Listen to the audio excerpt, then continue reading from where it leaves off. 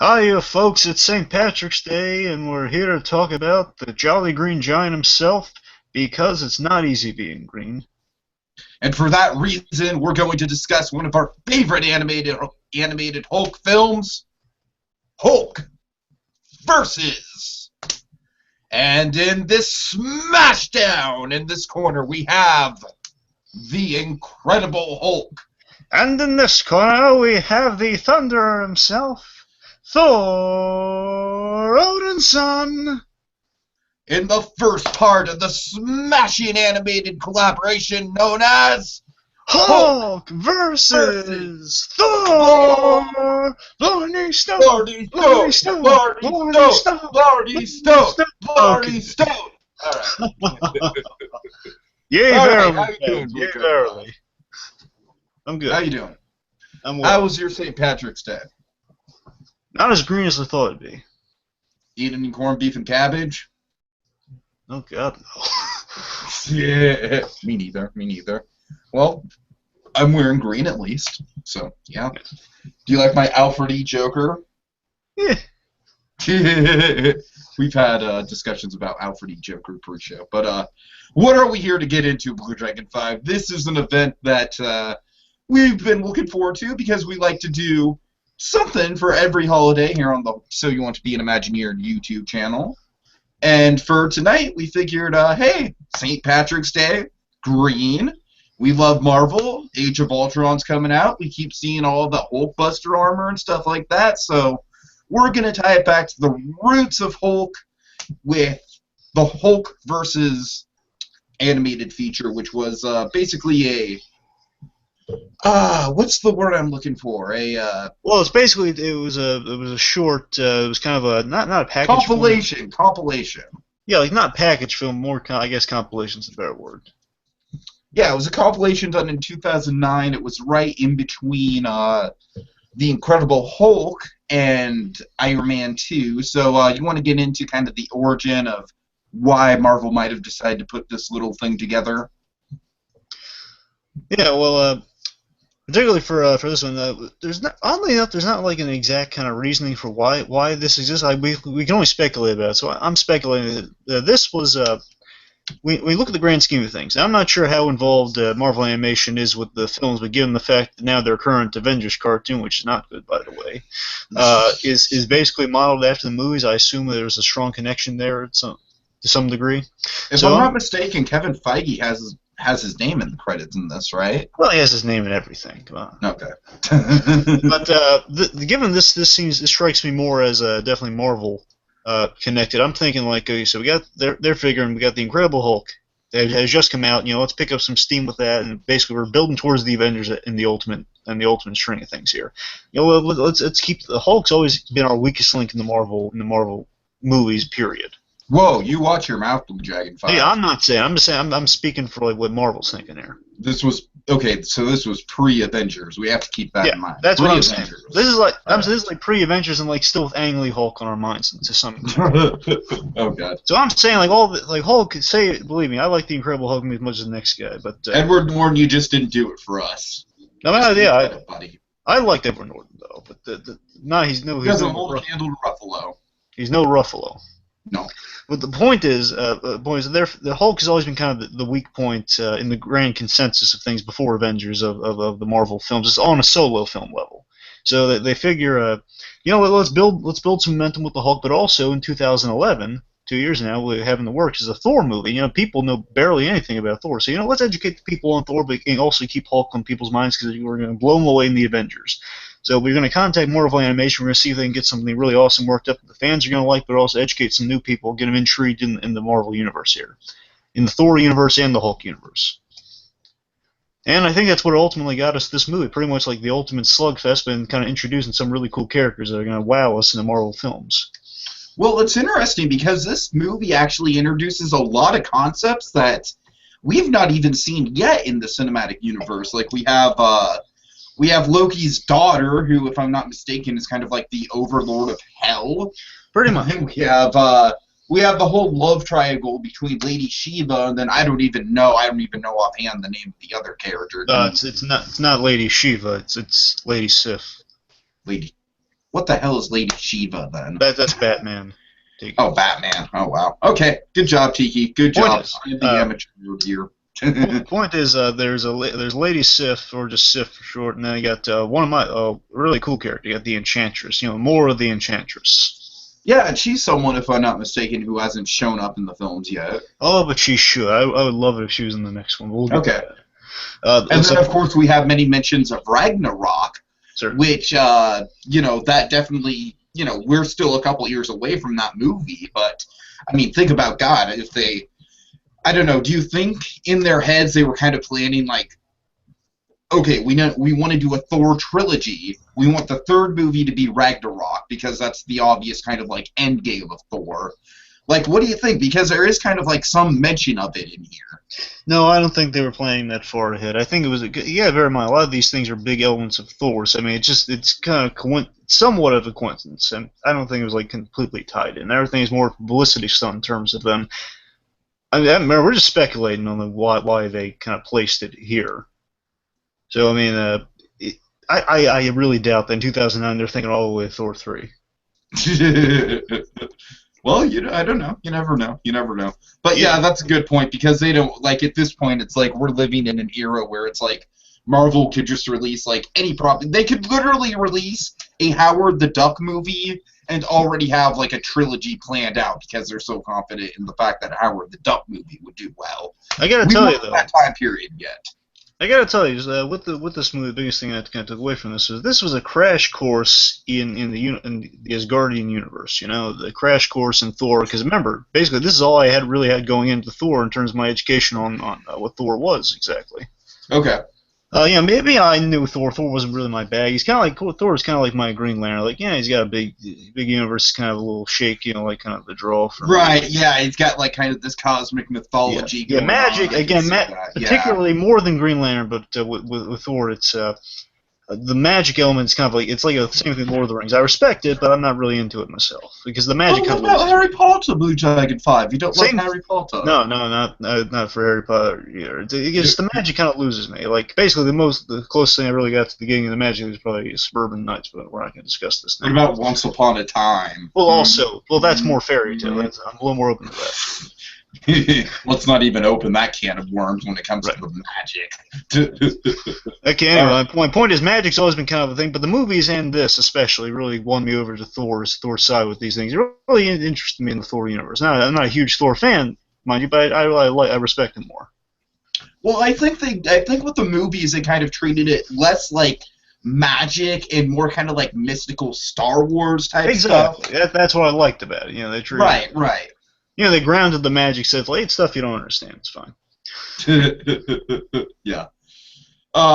Okay, so what I want to ask you is, you did say that Thor's not your bag, but do you know anything about any sort of comic book confrontations between Thor and the Hulk that might have inspired this on a story level? Well, I mean, there's always been kind of a history and a rivalry between Thor and Hulk, because, like, think about it, you got your two big bruisers on the team for a while, and, they're going to be having a slugfest with each other. Like, Hulk is strongest there is, Thor, I mean, he's a god of thunder. It's the age-old question, like, who would win in a fight, Thor or Hulk? So that one's always been around there. Ever since these two first struck blows with each other, there's always been a question of who would win between these guys. I mean, that one's not exactly a story; it's just always been around. Is there any particular art that we've seen? I mean, I'm kind of trying to think of Hulk versus Wolverine. That was taken from a very particular arc, which was Hulk versus Wolverine in Canada. I'm thinking there's probably not any particular big arc like that was involved here. It was more just kind of the general idea, right? Yeah, it was more the idea, but again, took a few ideas that had been from the comics. One particularly, just basically in the first Avengers. It's even in the Avengers movie, Hulk having his perception altered for a bit or being used by somebody. Mm-hmm. I think it's done, honestly, on a much more cool scale here than it was in the Avengers, to tell you the truth. Well, I'm sure it's going to be done more. It's going to be done more in the Age of Ultron, but we'll see. Yeah. All right. Well, you want to get into? I'm sorry. No, that's about it. So I mean, I'm saying, the idea of having Hulk under someone's control, usually manipulated by Loki, and Hulk having a grudge against Loki has always been kind of seeded in since the first Avengers comic. Oh, okay. Nice, nice. Yeah, because the first Avengers comic was Loki. Yeah, Okay, which is why Loki was one of the big contenders for the Avengers movie. of course. All right. Do you want to get into kind of a brief synopsis of Sure, the sure. Smashdown? Right, so as folks, as great as we think these movies are, at least we both think each of these movies are. Yeah, you gotta admit, a lot of it is fan service, a lot of it is fighting, but it's all awesome. So let me just graze it down to the bare essentials here of plot and action, but real quick. Okay, so we start the movie. We got Loki, basically, in a nutshell, Loki and the Enchantress. Ooh, the Enchantress. They bring Bruce Banner to Asgard during the Odin sleep. Odin sleep you saw in Thor, and basically Odin has to go sleep to recharge his batteries. Meanwhile, the warriors of Asgard, they got to protect him. So Loki smartly has waited till basically near the end of the Odin sleep. So Odin's still out of commission, and the troops are tired and complacent. So they're off their guard. He brings Bruce Banner he zaps him, brings him to Asgard through the Rainbow Bridge, and he basically his plan is he's going to separate Bruce Banner from the Hulk, from the Hulk's body, make them separate entities, then brainwash the now emptied shell of the Hulk. So Hulk now has like room for another personality to be in there. So now Loki is that other personality in there. So now he's calling the shots now, thanks to the Enchantress's magic. So basically, a big battle ensues. Loki controlling the Hulk is beating the tar out of our warriors, three and a bunch of Asgardian guys. A lot of damage. Thor gets called into. Thor gets lured to him because Loki loves beating the tar out of Thor. It's his dream job. So again, big battle. Then of course Loki gets too confident, as he always does, and he tries the famous scene, really well done in this movie, if you ask me, trying to lift the hammer. Saying, "I will lift this hammer!" And despite the Enchantress's warning, Loki, the spell's weakening. Breaks control, so now Loki's locked out of the Hulk's mind. No luck at controlling him anymore, and that means Hulk, without Bruce Banner, is pure, uncontrolled rage, getting angry by the second, and really dangerous, really powerful. Again, angry he is, stronger he is, not a good combination. So then also Loki, just because he's really peeved with Midgardians, immortals, he basically kills Bruce Banner because he was just pissing him off. Yeah, just like piss off Bruce Banner. Bam, you're dead. Yep, and Loki's laughing it up. Enchantress, he says, "Hey, well, look on the bright side. He's going to destroy all of Asgard and my brother. Yay!" Enchantress is feeling regrets. She heals Thor because she loves the guy. So Loki and Thor, after they kind of establish point A, point B here. Oh, you did this to the Hulk. That's not good. Let's go fix this. They go to hell. I say that meaning just like Mr. Toad's Wild Ride. Yes, they go to the Asgardian realm of not Asgardian. Well, the one of the 9 realms of the big tree that they drew in Thor. Basically, the 9 realms, and this one's hell, and it's led by Loki's daughter, Hela. And boy, Hela. Wait, her name's literally Hela. Yeah, Hela. Hela. Yeah, it's one letter off from Helga, pretty much. Well, I'm just like, it's NorCal slang for hell. Yeah. Okay. Anyway, so boys, also I love in this version, hell is apparently it's a really cool place. Actually, basically it's kind of our version of heaven, pretty much. You die and your fantasy life, pretty much. That's where you're gonna stuck. Basically, so the plan is, okay, we gotta go to hell. We gotta reunite Bruce Banner and the Hulk, but you kill Bruce Banner, which is why we're in hell. So Bruce Banner is waking up and basically told by Hela, okay, you guys got to be whole. Meanwhile, Mora and Sif, they're trying to defend Odin. They've now working together despite their protest to defend Odin from the Hulk. Not working, but thankfully, nick of time, the Hulk is brought to hell thanks to Loki's trick on Hela. Again, battle kind of shattering the realm at the moment. Bruce Banner makes the ultimate sacrifice. The two fuse together, and basically a deal struck after Hulk is Bruce Banner now in the Hulk's body after Hulk has done all his smashing. He's just really, really tired. They reunite basically. Okay, this guy's too dangerous to put in Valhalla or put in hell, so we got to put him back in Midgard.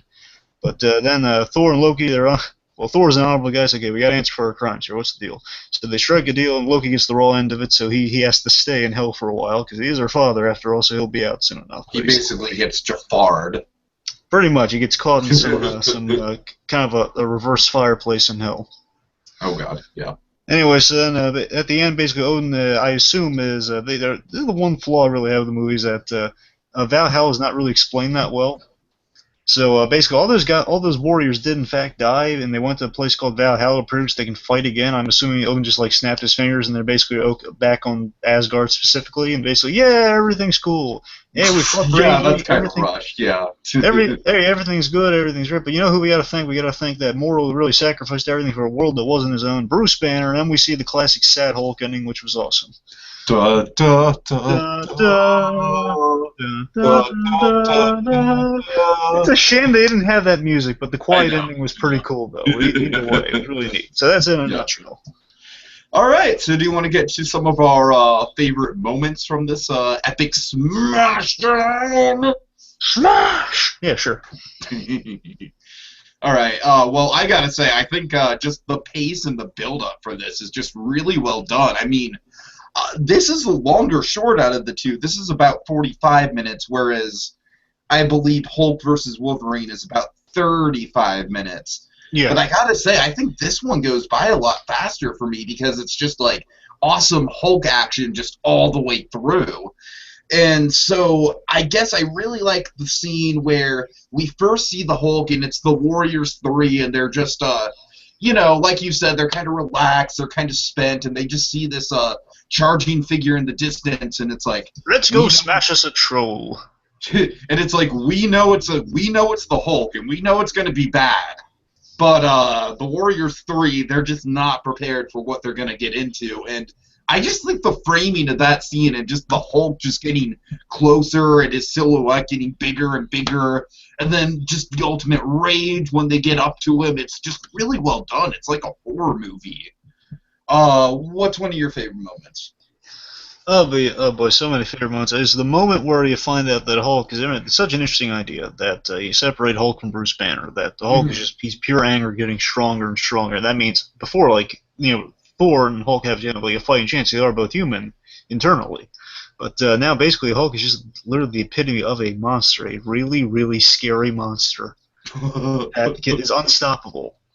And just the idea of that's really terrifying. Just this one moment just shows you, like, when the battle truly starts, to show you how much Hulk has really been holding back all these years. Really scary to me that he just, the moment Loki loses control, now Hulk is just pure rage, and like even like he says, Dr. Banner, like, you know, Loki, have you given up? And then the Hulk just looks at him, and he has the gaze, and then pretty much just that Thor's about to smash it with the hammer, and he breaks Thor's hand. What was more scary, that gaze that the Hulk gave Thor, or the gaze that Norma Bates gave Emma in the last Bates Motel? Well, it wasn't really giving it to Emma. Yeah, I know, but you know what I'm talking about. I know what you're talking about, but yeah, I don't. It wasn't as scary as that. I just want to bring up how terrifying that moment was before we get to our Bates Motel. Anyway. Boy, it's just when when the Hulk breaks Thor's hand, and just Thor lets up that yell, ah! Oh man, that's just now it's really scary now. And then isn't that the point where he just kind of starts pummeling him, like just literally starts bashing his face in? Yeah. I mean, he literally brought him to Hela's door. Yeah. Really brutal stuff. And then we have, let's see, what happens then? We have this thing with, the Enchantress. You know, the Enchantress, yeah.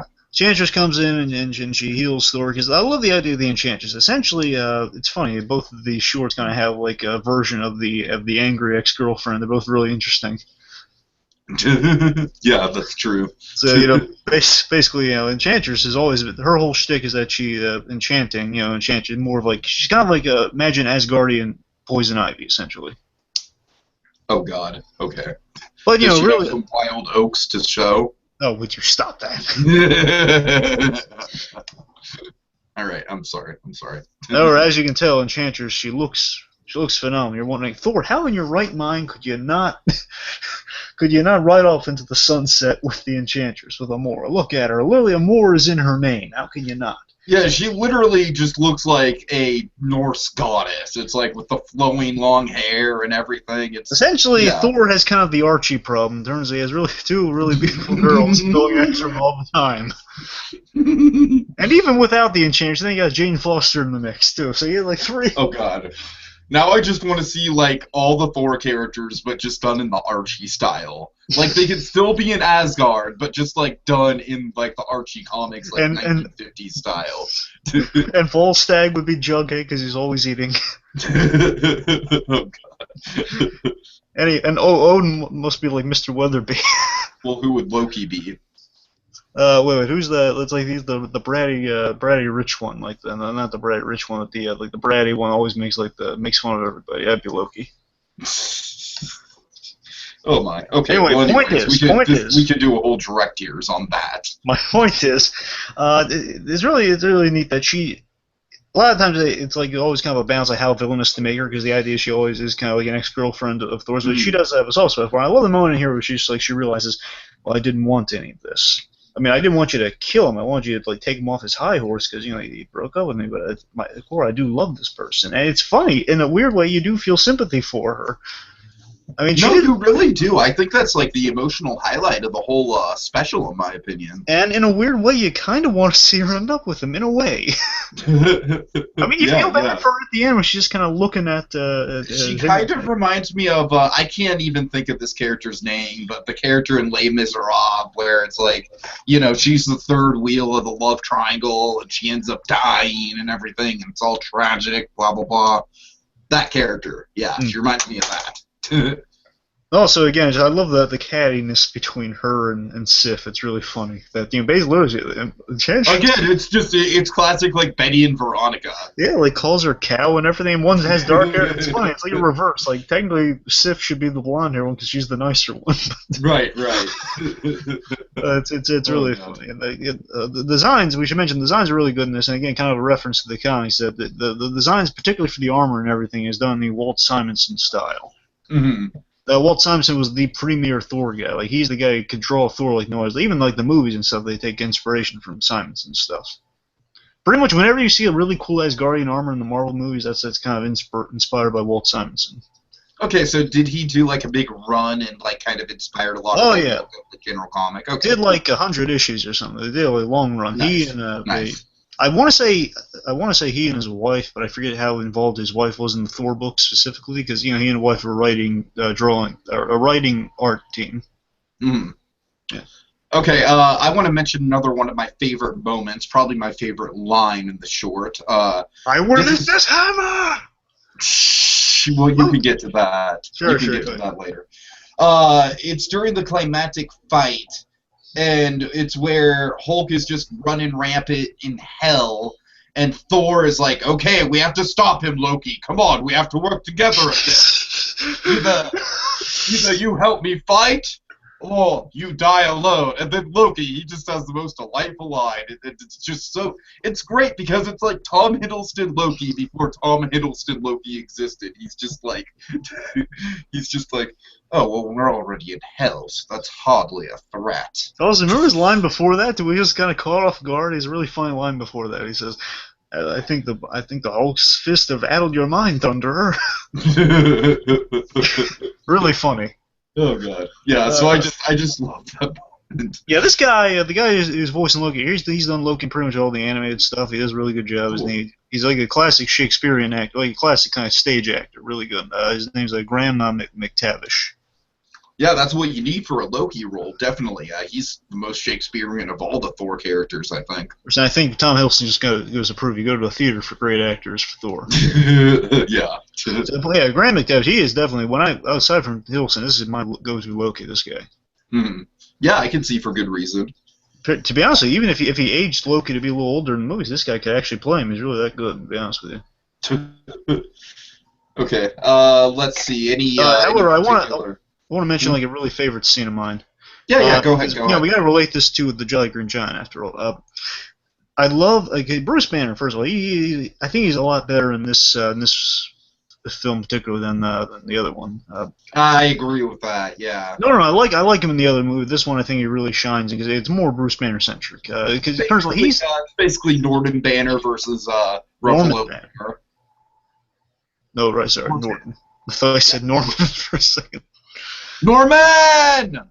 Oh, God. Anyways, I love that Banner throughout this whole thing. He's been kind of the guys, and to me, kind of classic. You're right. He's been Norton and kind of Bill Bixby Banner saying, "Oh no, it's a bad idea, guys. You guys like look, you do not want the Hulk here. Bad idea." He's really fighting Loki when Loki's kind of slapping him around at first. He's really trying to not Hulk out, but of course it's inevitable because he is a god after all. So then he hulks in throughout the thing. He's like kind of that nagging voice of Loki saying, "Listen, you gotta pull the cord on this right now." So unfortunately, he doesn't listen. And I mean, Bruce Banner even dies in this thing. It was kind of. I know. And again, Like, first time I saw it was again. I assume myself, you, and a whole bunch of other people. First time watching, it's like, wait, okay, so he's dead. What next? Apparently, the other realms they kind of go into what happens after you die. Yeah. So that was a surprise, and I loved the idea of like seeing kind of this afterlife idea is really interesting. Like that hell is actually kind of it's not a bad place because to an Asgardian, like to this world, all these realms where warrior culture is like promoted so much that basically it is a hell if you're a warrior because you don't get to fight anymore. You just go into like a peaceful retreat. Yeah, that's a good point. Valhalla is basically Valhalla. Essentially, my main education for this is coming from a few books, but mainly Billy and Mandy. Oh God! When Billy went to Asgard, and essentially you die when you die and go to Valhalla. Pretty much just you eat, drink, make merry, and then you go out to fight again. Pretty much like an endless cycle of fighting. Like yay verily, like Volstagg loves this place sort of deal. Okay. Anyways, my point is I love the idea of Bruce Banner actually gets a happy ending. He's away from Hulk, no Hulk in his mind, no Hulk in his heart at the monkeys. He's been separated from him. Yay for Bruce Banner. And he actually has a happy existence. He has Betty Ross on his arm. He's living happily ever after with Betty Ross. And the moment it just makes me almost shed a tear. It's so beautiful. He finds out he has a son, Bruce Banner Jr. Oh my God, so sweet. And then the horrifying. Now, is this anything that was in the comics, or was this just kind of created for the short? For the short, I'm pretty sure. Okay. Just the idea that oh my God, Bruce Banner in his basically his happiest dream. He has a family. He doesn't have to worry about the Hulk. He's in like a quiet countryside, and he has a son. And he's like the happiest he's ever been. The guy who's lived a miserable existence. He's like more Ruffalo Hulk in terms of like, yeah, things are actually working out. And then there's that horrifying moment again, just when he's awakened from the dream to face reality. And there's that moment that's so well shot. It's just like everything's disappearing from him, and then he looks at the sun. He's there for a moment because he's fearing things are gonna be up, and then he turns around again. Then he's gone. Every parent's worst nightmare: the child being gone. Really moving stuff. The whole scene kind of reminded me a little bit of the Agent Carter stuff where we had the focus guy and the way he hypnotized people. Yeah, Dr. Faustus, yeah.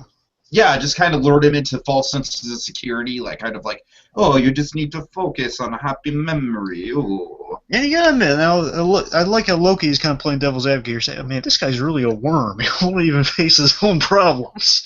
I love that, at the end, and even Odin, the All-Father himself, gives credit, points to Bruce Banner, saying, hey, look, this guy sacrificed everything to save a land that wasn't even his own. He gave up the ultimate sacrifice. So, I think that's a really good idea. I love the idea. Bruce Banner, he knows it's the right thing to do, despite the fact he continually, and I love the logic, he protests because he does not, he continually protests, like, I do not want to be with the Hulk. It's led me a life of misery here. I'm separated from that thing. I don't want to be part of that thing again. And at the end of the day, he realizes, okay, a realm's getting destroyed here. Thor and Loki, guys who saved my neck a bunch of times over. He's got a rapport with Thor at this point. Like, they've established that. They've clearly been working in the Avengers together. By the way, one of my other favorite moments is just that Thor this is a much more rational Thor. We get a Thor in this movie, voiced by Matt Wolf. He's voiced him a few times in animation. He does a good job. I love this. He plays like kind of the Thor is actually. This is like an educated Thor. He's not just like a bashing guy. He's guys saying, well, when does this end? And the Odin sleep keeps going, but there's got to be a better way to do things. We're always on the brink of war when this Odin sleep happens. What if something bad happens one of these days? And that's like a Thor thinking for the future. He's a really future century Thor. And also like when things start to go wrong, he sees his buddy the Hulk's here. Say, whoa. He's smart about things. He's trying to reach the guy underneath the Hulk. Say, hey, Dr. Banner, what are you doing here? What's wrong? Mm-hmm. So I love Yeah. that Thor. I'm glad you mentioned like kind of the older generation because this kind of feels like something that Marvel, something that Ruffalo could be, or I'm sorry, something that Hemsworth could be playing like maybe like 2 generations from now if he's still in the role. Yeah. You know what I mean? Just kind of like the because right now Hemsworth, we'll see what he does with Thor in Age of Ultron, but right now, you know, he's still kind of course, in the Dark World, he was a little more mature, but he's still kind of got that bravado going on. I think it would be interesting to see, especially maybe in Ragnarok, something similar to this in terms of like, you know, a Thor who's more reserved, who just kind of wants the fighting to end. Definitely, maybe like post Age of Ultron, like we could see Jane Porter die in Jane Porter. Foster. You're thinking Tarzan, Tiki. You're thinking Tarzan. Yes, I'm thinking Tarzan. I'm sorry. Tarzan. Okay. Anyway, yeah, I get what you're saying, but I love how I love how Hemsworth always kind of plays Thor differently. He's maturing each movie. I do like that. So you're right. Maybe a few movies from now, it definitely will be kind of a little closer to that, perhaps. Mm-hmm. Yeah, but again, we're saying, you know, he's kind of like separated from the Warriors 3 in that way, like where the Warriors 3 are kind of caught up in like, yeah, battle, yes. Whereas Thor's like, oh god, you know, he's really concerned. Yeah, and again, I love that. I love how the end result of the movie is not solved with fists. It's solved with sacrifice. I love that. Mm-hmm. You know, it's solved with kind of strategic sacrifice here. Of like, I'm going to recombine with this guy, so we're gonna, you know, let our powers combine. You know, no. You know, basically, he makes the ultimate sacrifice. He sacrifices his ultimate happiness, even though his ultimate happiness is so sad. His ultimate happiness would have been a lie, like an Inception type deal. Yeah, definitely Inception, definitely. Yeah. And I just love the ending. It's just the ending is like he's on his. It never ends. It never ends for Bruce Banner. He's on the run again. He still can't settle down. You know, dun, dun, dun, dun, dun, dun, dun. All right. Any other favorite moments on your end? I don't know. Again, there's so many good ones, but pretty much aside from just action of like, there was a really cute, funny moment that you'll notice in the Thor movies. Anthony Hopkins as Odin. He has these what are they, ravens or crows? I don't know. I think they're raven. I don't know. They're black, so I mean, I'm thinking like raven. Anyway, so like these birds. Mm-hmm. As these birds are flying around, they're actually comic characters, by the way. Those birds. Okay. And that's funny, and they're even in this movie, and they actually have more of an action role in this movie. They're even protecting Odin. You know, it's like remember when Hulk just before Hulk faces Sif and the Enchantress working together. Despite the fact they really don't want to help each other, and they're being really catty and calling each other, you cow. Really funny. The point is, like, he's smashing through all these birds, and they keep multiplying. So I mean, even Owen's birds have power. It's really cool. yeah, kind of good rule bullet in there. Only it takes like the Hulk clap to knock him out. Anyway, so then one last thing is just during all the action when they're fighting Sif and the Change, doing really good double team fighting on this guy. I love there's a really funny moment where Hulk he does like the Hulk clapper, knocks some guards around before they reaches them, and like Enchantress just deflects one of the guards away from herself, doesn't catch him or anything, just deflects him. Mm-hmm. It's like really funny. Does not do anything to help this guy. Sif probably would help the guy. Exactly. Yeah. Okay. Pretty much. There's so many great moments and great lines. Again, I'll say this probably my favorite moment. If not the handbrake, it's got to be handbrake. Bruce Banner, his dream falling apart, or this moment of I will lift this hammer. That's low key to a T. I'm so glad they put that moment in there. It even got into the Avengers. The whole hammer lift moment from the Hulk. Yeah, it was definitely, like, in general, I think this movie, there was a lot of foreshadowing to what was going to be in Thor with the MCU. Yeah. So I guess that's kind of a transition point. Do you want to talk about some of the concepts that were introduced in this film that we still haven't seen in the MCU? Real quick, let me list a few names. Not a lot, just a few. One of my favorites I mentioned before in a little Valentine's Day thing, Kari Walgreen, voicing the Enchantress. Oh, Kari Walgreen. And she did a great job as the Enchantress. She voices her a lot in the other stuff. The Earth's Mightiest Heroes cartoon. She voiced her there. So again, it's kind of up in the air like how tied in these these shorts are the Earth's Mightiest Heroes and and Wolverine the X-Men series. Or how tied in like Wolverine and the Hulk, and then Wolverine and Thor even are. Well, exactly. The thing is, it's like because pretty much they have a lot of the same voice actors and stuff, so it's kind of leads you to think they might be in the same universe. Only these are more violent. Exactly. Yeah. So I mean, there's nothing discrediting it, but it's wishful thinking, I guess. There's nothing saying you can't have it. Anyway, so Cara Walgren does her voice in there. Also, real quick point story. She also, I believe, did her voice in the Superhero Squad. And the Superhero Squad, do you know what the Superhero Squad is?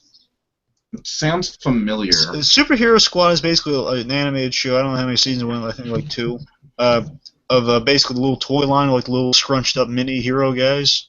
Oh, right. Yeah, I think I know what you're talking about. Yeah. Yeah, the show is actually kind of funny, to be honest with you. It pokes fun at the Marvel Universe. It's a kiddie version, but it's kind of funny. It has its moments, and the really kind of funny parody of the whole dynamic between him and Enchantress is really funny. So absurd and funny that Thor was starting an Asgardian rock band. I want to say it's with the Warriors 3. I don't know exactly, but he's starting like a The Warriors 3 would be a good band. Thor and the Warriors 3. That's what I think's going on. I believe it's that. I really hope it's that. The point is he's starting a little band in his garage. Wow. The Enchantress walks by and she wants to be in the band or something, and he just says no girls allowed or something like that. He either says like no girls allowed, he's just not interested in her, and pretty much that's why she becomes a villain because he spurned her at one time. Oh god. Really funny. Anyway, so the point is, Cara Walgren always does a great job with the Enchantress. I love that. Yeah, she's funny. Okay. Also, I hope dear God, I hope I'm pronouncing her name. She's really hard to pronounce. Name Jaiz Joud. Jaiz Joud. She does the voice of Hela, and in the Wolverine short, she voices the Lady Deathstrike. Oh, nice. Okay. Yeah. Also, she was on Ed, Edd n Eddy as Sarah and Lee Kanker. Oh, okay. Nice. Okay. Which makes sense when you think of Wolverine with some of those yells and like how Sarah sounds when she yells. Right. Yeah. Also, Bryce Johnson does the voice of Bruce Banner in both of these, and I think he does a really good job. Yeah. It's a good character for sure. He plays kind of like the tired Bruce Banner really, really well. I think they kind of like Edward Norton, like more so than Ruffalo. Yeah, more of like the guy's been on the run for a while, and he's so tired of it all, but he keeps going. He's got there's a hint of inner strength, but then again, if you play the way he plays it differently in both shorts, like one's a little more of a crybaby, other one's more like in this one he plays a little better in terms of he's more like the hero. Really, he plays more Bixby like in terms of like, listen, you do not want this to happen. Sure. And of course, my favorite, I gotta save her for last. Oh, my dear favorite, Grey Delisle, as Lady Sif. Of course. And just out of respect, because I'm seeing him pop up more and more. Grey Griffin, but let's face it, in our hearts, she's always gonna be Grey Delisle. It's a whole surname type thing. Yeah. The point is, Grey Delisle Griffin. Who cares? Because she's awesome and I love her. Anyway. Okay, let's see. Let's transition to some concepts. Anyway, got a really good voice cast for this, for both of these, but really good voice cast here, really strong voice cast. Moving on to some potential connections. Okay, so let's talk about the possibility of. Oh God, I'm sorry, you said her name. What's the name of the character that we might see? The Enchantress. The Enchantress. Okay, I'm sorry. So yeah, let's talk about the possibility of her. Yeah, so more of the Enchantress. Pretty much since I saw her in this and like the other animated things I've seen her in, I've always been fascinated by this character. The idea that Thor has like another, pretty much like a really threatening magical poison ivy, essentially, just a really ticked off ex-girlfriend who still has a soft spot for him. And the Earth's Mightiest Hero cartoon, she actually kind of pulls the same thing as Loki here, as she tries to control the Hulk for a bit. And it's interesting, the ending. Like, she tries to brainwash the Hulk, and then the Hulk is he's so ticked off at the Avengers, he disbands from the team, saying, hey, you guys try to treat me like a monster. I don't want any part of this. As the Hulk, mind you. Okay, right. Anyways, then he goes away. So they're the plan well laid there. She has she hypnotizes a few people. Like she mind controls like her bodyguard, really scary guy with an axe. The point is, like, Enchantress and that bodyguard guy I was talking about. I wrote his name down and something else. But, the point is, her and They both make really good a really good presence in the MCU. yeah, like these guys, like in the Earth's Mightiest Hero cartoon, essentially she was one of the founding members of the Masters of Evil. Masters of Evil was basically the first kind of like the Legion of Doom, but for Marvel. You know, like a team up. Right. Yeah. So Okay. I mean, like the idea, the Enchantress, I've just been waiting to see. I was kind of hoping she was in Thor 2, but then it looked like Malekith was going to be our guy. By the way, Malekith is in this as one of the cameos of various. Yeah, he is a cameo. Yeah. And like there's Ulick, there's Ulick, this one monster-looking guy. There's a bunch of frost giants who look really cool. Yeah, indeed. A bunch of really cool Thor cameos that diehard Thor fans go nuts for. We might have seen like a quick glimpse of Heimdall. Remember, I was wondering about that. Yeah, you gotta remember, he's white in the comics. So sure, yeah. Because otherwise, I gotta tell you, when he's white in this, it's so funny because we're so used to seeing him in the Marvel movies. He looks really similar in this. He looks really similar to Boulder, and I know you have no idea who Boulder is because he's not in the movies yet. Boulder, the only problem with Boulder is you never had time for Boulder because you have so many other cool characters in the Thor movies. You feel bad for Boulder, but two characters that'd be great to see in the Thor movies: the Enchantress, and he wasn't in this Hulk animated film. He's in another one though. Beta Ray Bill. Do you know who that is? Beta Ray Bill, he's basically kind of like an orange horse-looking alien that essentially he dresses like Thor exactly, and he has a hammer, but it's a different hammer. Okay. Pretty much, he's a really cool character. Beta Ray Bill might be a few movies off, but still, the Enchantress I think is definitely possible for an upcoming. For Ragnarok. Yeah, for Ragnarok. I mean, there's always room for the Enchantress. I mean, you saw her in this. You saw how cool she can be. Basically, a sorceress who's even better than Loki. I mean, I definitely thought when I was watching this, I was like, this seems like something that the MCU should have taken advantage of by now. I mean, it's just like really good story material. I'm sorry, I love Natalie Portman, but you know, the Jane character is not exactly the most compelling thing about the MCU at all. She might be meeting her end. Yeah, she might be meeting her end in maybe an upcoming Marvel film. We'll see. Yeah. But also, thing with the Enchantress, again, she's really powerful sorceress. And actually, it's interesting. And there's this one animated movie that came out called like Thor: Tales of Asgard. And in that version, like she trained Loki in how to use the magic, not his mother. Oh, that's interesting. Or at the very least, she refined his abilities. Point is, like she taught him a lot of the magic he knows. Mm-hmm. So the Enchantress is always an interesting character I love to see in there. You're right, a good relationship dynamic. If there's room, perhaps, for another lady in Thor's life after Age of Ultron, maybe she could fill that void, perhaps. Exactly. That's what I'm saying. There's actually, it's funny, Agents of S.H.I.E.L.D. is a character I was so convinced for a moment might be the Enchantress. I would have lost it had they just called her the Enchantress, but no, it's like a character with similar. She has similar, like she manipulates men's minds, so it's really okay. Oh, just say more. No. Okay, what about Hela? I'd love to see Hela, but I don't think it's in the cards right now because we haven't really seen Loki have time to settle down. Yeah, that's true, but we are going to see a lot of Loki in Ragnarok, I would assume, because that was like the big cliffhanger at the end of Thor 2. I'll be honest with you, I don't think this is going to be the case, but I'm saying if they, maybe for a future movie, if not Ragnarok, if they jumped a few years in the future, and as we see maybe like, if they jump a few years in the future, and we could get Loki having a daughter. Okay. But you're saying it's definitely a few years off. Definitely not Phase 3 material. At the very least, they might put her in there as maybe leaving ambiguous, maybe like he magically made her his daughter or something. Gotcha, I don't know. Gotcha. Okay, makes sense. Maybe he just conjured her or something. Here's an idea. He years ago. No, I don't really know how to make it. Maybe he just.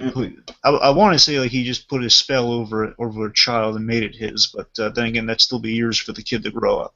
Mm-hmm. So. Yeah. Do you want to talk a bit about the Hulk's behaviors to kind of round this out? Sure. So, folks, we're going to talk about the Hulk himself here. So, let's see. So, it's a really interesting idea, separating the Hulk from Bruce Banner. That's not the first time it's been done. That's actually an idea that's been in the comics for a while now. I was honestly kind of wondering if at the end of this we were going to get Bruce Banner turning into another Hulk, which is going to be the Gray Hulk. That was my fanboy thing. That was what I was kind of hoping for, but I know that's kind of silly. Yeah, Gray Hulk for me, it's still, they got to sell. Gray Hulk is a character I just still need to be sold on. I'm not crazy about complicating things with the Gray Hulk. Yeah. Because he's kind of he's kind of it's an out there concept. Again, now I don't want to hopefully spoil anything, but and I don't even know if it's in there myself. I'm just saying the trailers people speculate on that maybe there's going to be Grey Hulk in Age of Ultron. But if they do it, if they don't do it, you're going to have to sell me on Grey Hulk because that's always a hard thing to sell. I'm sure if it's done in the MCU, it'll be awesome. Essentially, it's just Hulk pulling a Fred Flintstone. Something drops on his head, and basically he becomes a different personality as the Hulk, pretty much. That's about it. Okay. Yeah, he pulls a Fred Flintstone. It's a hard thing to wrap my mind around. He becomes like a bouncer at a nightclub. You know? Fair enough. Point is, but let's talk about this whole thing about the Hulk kind of manifesting outside of Bruce Banner's body, because that's a really fascinating concept. So in recent years, that's been a big thing. That I haven't been keeping up with the Hulk that much nowadays, but because I'm a classic guy. I like Bruce Banner turning into Hulk, so them separating is not a thing. I liked it in this movie. Don't get me wrong, but still, it's a thing. I need to read the story from the beginning to kind of wrap my mind around these two separate and continue reading it. But the point is, like, we got to have a character study of like Bruce Banner kind of going through withdrawal without the Hulk and becoming a mad scientist in recent comics, and basically trying to recreate the Hulk in a way. Bruce Banner kind of became a bad guy when he separated from the Hulk in recent issues. Okay. And then, like, the Hulk kind of became his own hero. Like, he got like might have like a time travel watch of some kind or something. Mm-hmm. I forget what it was exactly, but they did some wacky, interesting stuff with the Hulk in recent issues. It sounded kind of cool, to be honest with you. But again, I'm more of a classic guy myself. Yeah, for sure. The point is, like, it's an old idea, kind of what they've done before, and similar to this movie, is that they've switched personalities in the Hulk. So, like, Bruce Banner was dominant in the Hulk's body, so basically the Hulk was smarter and more literate. Kind of like the moment in the first Avengers. Well, I mean, it wasn't that literate. Yeah, I know, but it's kind of like it showed that he had a little bit of control over the whole thing. You're right. But it was also like the thing, there's an issue, it's funny, Deadpool meeting the Hulk, and it's during the Hulk's, the only reason Deadpool kind of defeated the Hulk is because he was going through things. And basically, because he wasn't really much in the fighting because he was Bruce Banner in there. He says, so wait a minute, how did I defeat you? He says, yeah, I don't know, I'm having an off day. So really, really interesting stuff. It's interesting seeing Bruce Banner, just kind of the guy who wants nothing to do with the Hulk, kind of being faced with like life without the Hulk and kind of adjusting to that. Yeah. That was an interesting idea. Do you think in the MCU we will see this idea of the Hulk being kind of like transported out of Banner's body and kind of mind controlled by other people? You think that's in the cards anytime soon? Let me think. Again, I think before we get anything like that, we're going to have a Hulk solo movie, which we can only dream of. Yeah, for now. Come on, or Marvel, get on that. Marvel Netflix show, we pitched a bunch of that, so I'm just saying. Oh, God, right. Yeah, Hulk is really interesting. It's funny. Something I realized rewatching these shorts. Hulk is one of those characters much similar to Spider-Man in terms of, like, this is a guy who is all about exploring the Marvel Universe, all the wacky adventures you can get into in the Marvel Universe, meeting different characters, and so whether a lot of Hulk characters show up in other Marvel properties, other Marvel characters' books, and vice versa. So Hulk is pretty much just fight any big booming villain. He fights tons of Thor's villains. Okay, sure. Like the Wrecking Crew, Hulk fights those guys nearly every day. I mean, it's funny. And so I mean, there's always room for maybe exploring some of Hulk stuff and other properties. Like even Agents of S.H.I.E.L.D. It has a lot of Hulk characters in it. Does it really? Yeah, it has again, technically some of these villains are more kind of Thor villains, but also Hulk. Like the Absorbing Man is in Agents of S.H.I.E.L.D. Okay. Nice. There is a particular Hulk villain, one of the generals that chases Glenn Talbot. Oh, Talbot. Okay. Yeah, so Glenn Talbot. So he's played by one of the Petrelli brothers from Heroes too. He's played by Nathan. He's played by Nathan. Yeah. Okay. So the point is, I wouldn't be opposed to it, but again, they really have to sell me kind of when they separate these guys. You have to have a real good story in mind for me. Again, I can't pass judgment on the Mark Waid kind of the mad scientist Bruce Banner story, but again, I hear good things. All right. But do you think it's kind of in the cards? Do you think they would go that route, or is it maybe like Phase 4 and beyond territory? It'd be definitely Phase 4 Beyond territory. I mean, I don't think they're going to do it for Age of Ultron, but I think they're going to explore the difference in the personalities a little more in this next one, though. Mm-hmm. Well, So I yeah, mean, maybe maybe somewhere in Infinity War. Infinity War is going to be 2 parts, so God knows what's going to happen. I think we're going to need to get to know the Hulk a little more. Actually, to be honest with you, with Thanos kind of messing around with things with the Infinity Gauntlet, maybe there's going to be at least a bit where like he separates them. Maybe they live with the consequences for Phase 4 with that. Maybe okay, so there's an opportunity for it. Okay, cool. So there might be a chance where like Thanos like kind of snaps his fingers and basically they split apart and then they're stuck like that for Phase 4 for a while. Interesting. So maybe there's that. And again, I think the big thing before we get there, maybe this could open the door for it if they do separate, would be kind of exploring Hulk as a character himself. Like, let's see Hulk actually walking inside a place instead of crashing through a wall. yeah. They literally said right. I hear you. Apparently, for Age of Ultron, we're not just going to get Hulk walking around like he does in the cartoons. You know, he's got to be on the outside of a building, or else he's crashing through it. Yeah. Like we can't just have Hulk mingling with Iron Man on the inside. No, yeah, I hear you. That'd be a really fun evolution for the character. I'd love to see that in the live action movies, but again, it's at the moment not in the cards until maybe Infinity War and onward. But it'd be onward, most definitely. Mm-hmm. Anything else? Again, the only weak point I really have of this thing is we could have had better explanation of Valhalla, but again, they had to cram a lot in here in 40 minutes.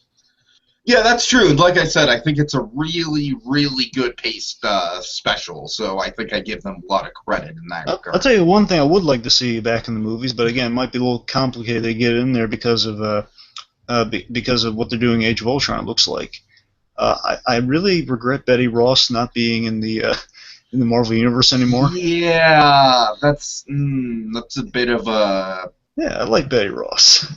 She was nice. She was one of my favorite until Peggy Carter came along. She's my favorite woman in the Marvel Universe. Really bit of a retcon there.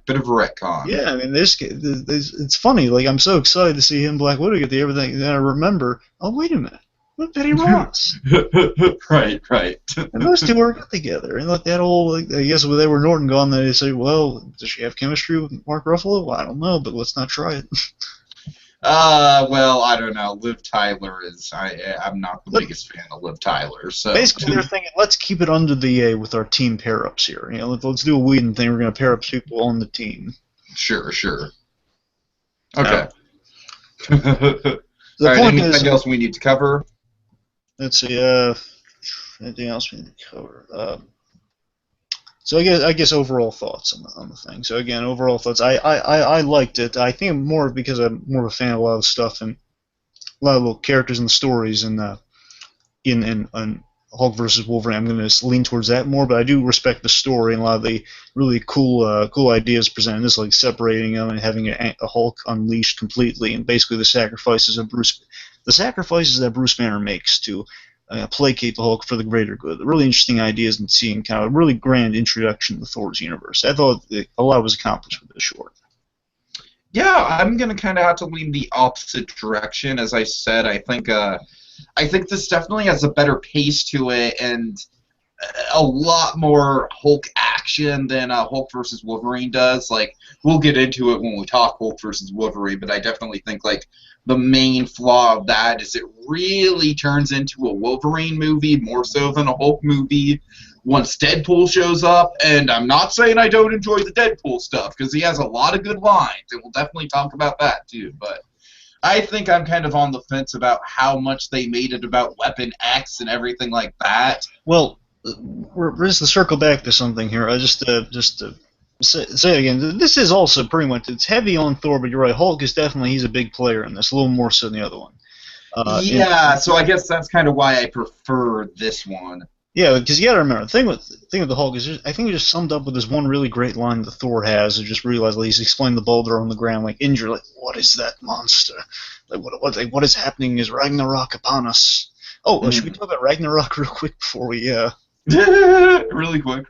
Yeah, so Ragnarok, essentially, for those who may not have picked up on it, Ragnarok essentially is the end of the world. Because they always, in Asgard, in this special particular, they're always talking about, another Ragnarok upon us. Essentially, Ragnarok, to what I understand, is kind of like the end of the world story in terms of, like, this is when, when we find peace, that's when Ragnarok happens. Right. Yeah, that's when the end times are coming. Basically, that's when the big threats come to town.